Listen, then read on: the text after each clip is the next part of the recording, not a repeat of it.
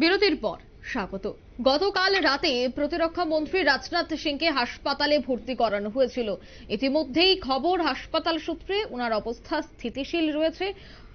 বৃহস্পতিবার রাতেই তাকে হাসপাতালে ভর্তি করানো হয়েছিল দিল্লির এইমস হাসপাতালে। জানা গেছে পিঠের ব্যথার যন্ত্রণা নিয়েই হাসপাতালে রাজনাথ সিংকে ভর্তি করানো হয় চিকিৎসকদের পর্যবেক্ষণে প্রতিরক্ষা মন্ত্রী রাজনাথ সিং। বিস্তারিত জানবো, টেলিফোন লাইনে রয়েছে নিউজ ভ্যানগার্ড প্রতিনিধি শতাব্দী দেবনাথ। শতাব্দী, প্রতিরক্ষা মন্ত্রী রাজনাথ সিং এর অবস্থা এই মুহূর্তে কেমন রয়েছে, চিকিৎসকরা কি বলছে? আমরা যে খবর পাচ্ছি যে তিনি অনেকটাই অসুস্থ হয়ে পড়েছেন, যার কারণে তাকে তড়িঘড়ি সময় নষ্ট না করে তাকে হাসপাতালে ভর্তি করানো হয়েছে। আর তিনি যেহেতু একজন বয়সোত্ত, তো সেই ক্ষেত্রে কিন্তু তার অবস্থা অনেকটাই স্থিতিশীল রয়েছে, যেটা আমরা খবর পাচ্ছি সূত্রে। তবে ইতিমধ্যে যেটা জানিয়ে রাখছি তোমাকে, যে পরিস্থিতি এমন পর্যায়ে পৌঁছেছিল যে তাকে এইমস হাসপাতালে ভর্তি করানো হয়েছে এবং বৃহস্পতিবার সকালে তার যে পুরনো ব্যথা শুরু হয়েছে, অর্থাৎ এই ব্যথা কিন্তু তার আজকের নয়, কেননা দীর্ঘদিনের সেই ব্যথা। তিনি অনেকদিন ধরে অসুস্থ ছিলেন, যেহেতু তোমার নির্বাচনী পর্ব চলছিল, তো সেই জায়গায় তিনি অনেকটাই কাজে ব্যস্ত ছিলেন, তাই সেই সময় কিন্তু চিকিৎসা পরিষেবা তিনি নিতে পারেননি এবং হঠাৎ করে তার সেই পুরনো ব্যথা আবার শুরু হয়ে যায় এবং সেটা থেকেই অসহ্য যন্ত্রণা শুরু হতে থাকে। তখন বাধ্য হয়ে তাকে হাসপাতালে ভর্তি করতে হয় এবং এক্ষেত্রে তোমার বাদল অধিবেশন সংসদে খুব পরিশ্রম হয়েছে রাজনাথ সিং এর। আর আগে কিন্তু তোমার দেখা গেছিল যে লোকসভা নির্বাচন ছিল এবং সেই নির্বাচনের প্রচারে কিন্তু কার্যত তিনি অনেকটাই খাটতে হয়েছিল তাকে। তাই একই সঙ্গে রোজগার মন্ত্রকের কাজও অনেকটাই সামলাতে হয়েছে অনেকটা, এবং তা থেকে কিন্তু ব্যাক পেইন আরো শুরু হয়েছে তার।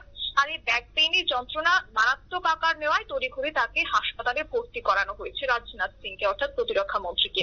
তবে হাসপাতাল সূত্রে আমরা যে খবর পাচ্ছি যে প্রতিরক্ষা মন্ত্রীর শারীরিক অবস্থা এখন স্থিতিশীল, তবে পর্যবেক্ষণে রাখা হয়েছে এবং চিকিৎসকরা দফায় দফায় তাকে দেখছেন। এখন তোমার বলা যায় যে এনডিএ সরকার যেহেতু রয়েছে, তো গুরুত্বপূর্ণ জায়গায় রয়েছেন রাজনাথ সিং এবং দীর্ঘদিন রাজনীতির সঙ্গেও তিনি জড়িত রয়েছেন। এবার লোকসভা নির্বাচনেও তিনি জয়ী হয়েছেন এবং তার অনুগামীরা কিন্তু এবার তার দ্রুত সুস্থতা কামনা করছেন, কারণ সামনে অনেক কর্মসূচি রয়েছে তার এবং বেশ কয়েকটি পরীক্ষা নিরীক্ষা করা হয়েছে ইতিমধ্যেই। তবে সূত্রের খবর রয়েছে যে সকালে এমসে নিয়ে যাওয়ার পর রাজনাথের এমআরআই করানো হয়েছে। এরপর নিউরোসার্জন অমল রাহেজার নেতৃত্বে শুরু হয়েছে তার চিকিৎসা নিরীক্ষা এবং মন্ত্রী ঘনিষ্ঠ মহল সূত্রে আমরা যেটা খবর পাচ্ছি যে গত লোকসভা ভোটের সময়ও নাকি তার পিঠে ব্যথা অনুভব করেছিলেন তিনি, এবং সেই সময় অন্ধ্রপ্রদেশের প্রচারে ছিলেন যেহেতু, তাই সেভাবে তিনি ডাক্তার দেখাতে পারেননি। তাই এদিকে তোমার যার কারণে কিন্তু তার সেই ব্যথা ক্রমশই বাড়তে থাকে, ক্রমশই তোমার জটিল হতে থাকে সেই ব্যথা, এবং তারই মধ্যে আবার এই খবর। তবে দেখো, একদিকে বলে রাখি যে কেন্দ্রীয় প্রতিরক্ষা মন্ত্রীর বয়স কিন্তু এখন ৭৩ বছর, তাই হারের বিষয়টিতে বাড়তি নজর দেওয়া হচ্ছে এবং এইমস হাসপাতালের মিডিয়া সেলের ইনচার্জ রিমা দাদা তিনি জানিয়েছেন যে প্রতিরক্ষা মন্ত্রীর মেডিকেল পরীক্ষা নিরীক্ষার মধ্যে রয়েছেন, অবস্থা অনেকটাই স্থিতিশীল। তবে যেহেতু পর্যবেক্ষণে রাখা হয়েছে, অন্যদিকে নিউরো সার্জারি বিভাগে ভর্তি রয়েছেন তিনি। তবে সবকিছু ঠিকঠাক থাকলে শুক্রবার তাকে ছেড়ে দেওয়া হবে, অর্থাৎ হাসপাতাল থেকে। এবং তার এমআরআইও যেহেতু ইতিমধ্যে করানো হয়েছে এবং চিকিৎসক মহল ইতিমধ্যেই জানাচ্ছেন যে লোকসভা নির্বাচনে যেহেতু অনেকটাই দখল গেছে তার উপর দিয়ে, তাই সেই জায়গায় তিনি যেহেতু অনেকটাই বয়স তার, তো সেই ক্ষেত্রে কিন্তু অনেকটাই তার ইমিউনিটি পাওয়ারটা অনেকটাই কমে গেছে। তবে যাই হোক, আপাতত তার অবস্থা অনেকটাই স্থিতিশীল এবং অন্যদিকে যেটা বলা হচ্ছে যে আগামী 17 জুলাই সায়েন্স সিটিতে দলের নির্বাচনী পর্যালোচনা বৈঠকে তার উপস্থিতি থাকার কথা রয়েছে।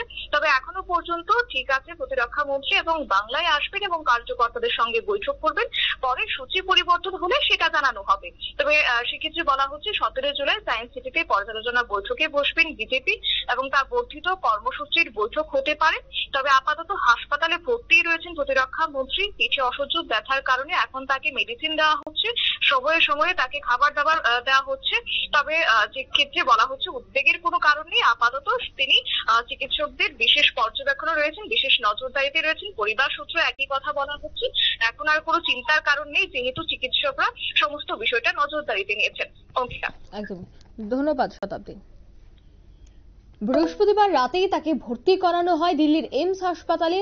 চিকিৎসকদের পর্যবেক্ষণে তিনি রয়েছে, বিশেষ টিম গঠন করা হয়েছিল। এখন ওনার অবস্থা অনেকটাই স্থিতিশীল আছে, ওনাকে ছেড়ে দেওয়া হতে পারে এমনটাই কিন্তু এখনো পর্যন্ত হাসপাতাল সূত্রের খবর। নিয়ে নিচে ছোট্ট একটি বিজ্ঞাপন বিরতি, সঙ্গে থাকুন।